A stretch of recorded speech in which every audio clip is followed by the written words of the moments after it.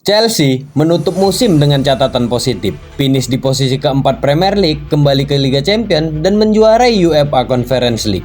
Tapi di balik euforia itu, satu pertanyaan besar menggantung di udara. Siapa yang pantas menjadi juru gedor utama Chelsea musim depan? Nama-nama mulai bermunculan. Victor Osimhen, sang predator tajam, Victor Gyökeres, mesin gol serba bisa, dan Liam Delap, bakat muda dengan potensi luar biasa. Tiga nama, tiga gaya bermain, tiga kemungkinan masa depan Chelsea di bawah arahan Enzo Maresca. Tapi, hanya satu yang paling klop dengan sistem dan filosofi posisional sang pelatih. Sebelum kita masuk ke pembahasan, ada baiknya like, komen, share, dan subscribe untuk membantu channel ini terus berkembang. Di bawah Enzo Maresca, Chelsea mulai menemukan bentuk. Build up lebih rapi, distribusi bola dari belakang ke depan semakin cair, ada progres yang jelas, kolektivitas, tim mulai terbentuk. Pemain-pemain muda mulai bersinar. Cole Palmer memimpin kreativitas, Levi Colwill memimpin kestabilan di lini belakang, dan Moses Caicedo menjadi filter penghancur serangan lawan. Namun, di tengah semua ini ada satu area yang masih menjadi titik tanya. Posisi nomor 9. Nicholas Jackson memang mencetak 13 gol, bukan jumlah buruk, tapi di laga-laga krusial, insting dan ketenangan finishingnya masih sering hilang. Di Liga Champions musim depan, margin kesalahan akan sangat kecil. Satu peluang bisa jadi penentu nasib. Chelsea butuh striker yang bukan hanya bisa mencetak gol, tapi juga bisa menjadi pemantul, penghubung, dan penstabil di fase build up.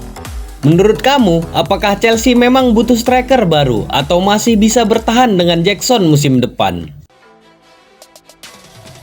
Victor Osimhen, nama besar, fisik mengintimidasi. Osimhen adalah tipikal striker yang bisa menciptakan kekacauan di pertahanan lawan. Dengan 37 gol di Galatasaray, Osimhen membuktikan dirinya masih tajam.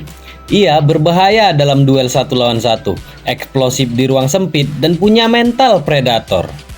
Tapi tantangannya, gaya bermainnya sangat direct.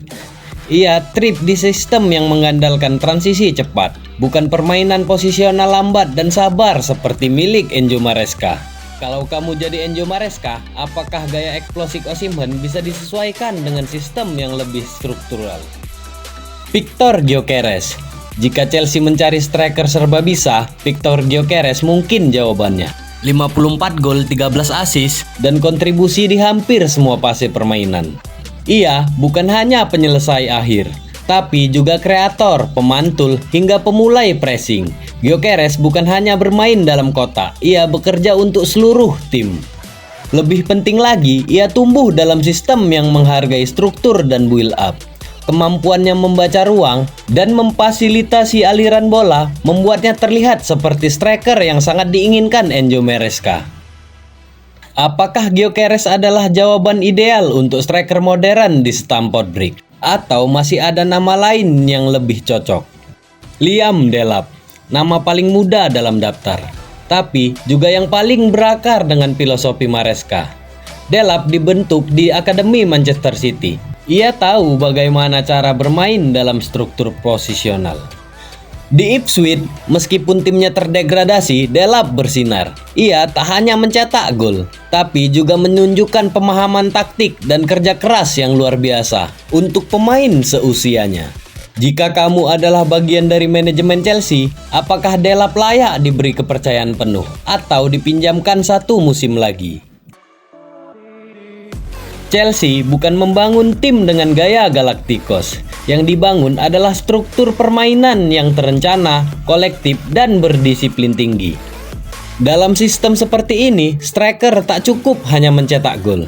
Ia harus bisa berfungsi sebagai penghubung antar lini, jadi opsi pressing pertama, dan menyatu dalam ekosistem permainan.